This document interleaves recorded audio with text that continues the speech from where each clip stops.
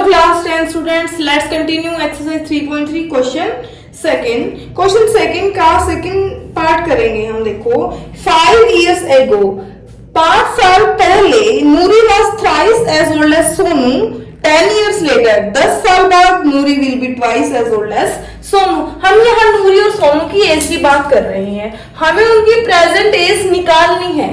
तो क्वेश्चन हमारा यहीं से शुरू हो जाएगा, जो हमें क्वेश्चन फाइंड आउट करनी है ना, जो वैल्यू, वहीं से हम स्टार्ट करेंगे क्वेश्चन। प्रेजेंट एज हम मान लेंगे, let us assume present age of Noori is equal to x years. Noori की एज को हम x ईयर्स एंड सोनू की एज को y ईयर्स मान लेते हैं। ठीक है, तो पहली कंडीशन के अकॉर्डिंग 5 साल पहले की बात चली हुई है, यानी कि नूरी की एज भी 5 साल पहले और सोनू की एज भी 5 साल पहले। दोनों की एज में से 5 सब्ट्रैक्ट कर देंगे, क्योंकि अगर हम आज 20 साल के हैं तो 5 साल पहले हम 15 साल के थे। अगर आज 25 साल के हैं तो 5 साल पहले हम 20 साल के थे। तो 5 सब्ट्रैक्ट कर देंगे। तो ये कैसे इक्वल होंगे? इसने बोला है Noori was thrice as old as Sonu. जो नूरी है ना वो थ्राइस इसकी, नूरी सोनू की थ्राइस के इक्वल हो जाती है। ठीक है, ये हमारी फर्स्ट कंडीशन है, यहां लिख लेना आप, अकॉर्डिंग टू फर्स्ट कंडीशन।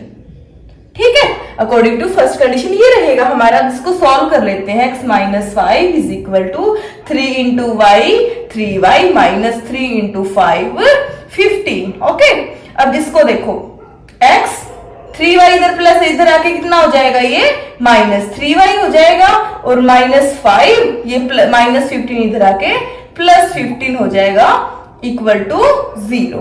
अब x minus 3y minus 5 plus 15 में से 5 सब्ट्रैक्ट करेंगे तो 10 is equal to 0। This is our first equation. अब सेकेंड कंडीशन देखो, अकॉर्डिंग टू सेकेंड कंडीशन क्या बोलती है? Noori will be 10 years later 10 साल बाद। अब दोनों की एज x और y है, 10 साल बाद इनमें 10 ऐड कर दिया जाएगा, तो किसके इक्वल हो जाएगी हमारी एज?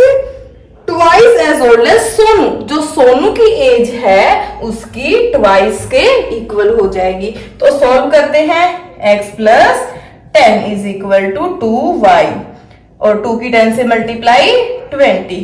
x 2y यहाँ प्लस है, इधर आके माइनस, प्लस 10 20 प्लस है, इधर आके माइनस, इक्वल टू 0। 10 माइनस 20, जब हमें है ना छोटे नंबर में से बड़ा माइनस करना होता है ना, तो हमारा आंसर माइनस में आता है। तो 20 माइनस 10 आ जाएगा, वो भी माइनस के। This is our second equation.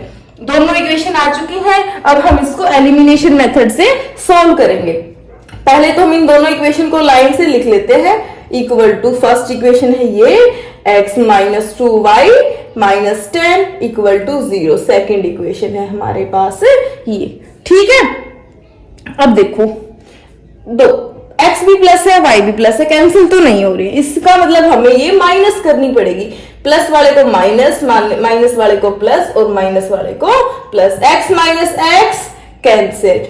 Minus 3 plus 2 कितना होता है? -1। -1 को लिखा नहीं जाता है तो सीधा y लिख देंगे। 10 plus 10 20 is equal to 0। 20 is equal to y, यहाँ माइनस है तो राइट साइड जाके प्लस हो जाएगा। यहां से y की वैल्यू क्या मिली है हमें?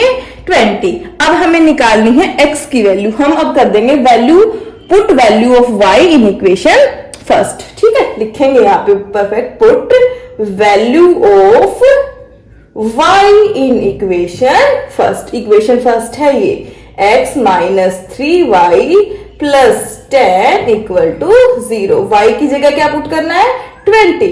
x माइनस 3y की जगह 20 प्लस, सॉरी, इक्वल टू 0 है यहाँ पे। 10 इज इक्वल टू 0।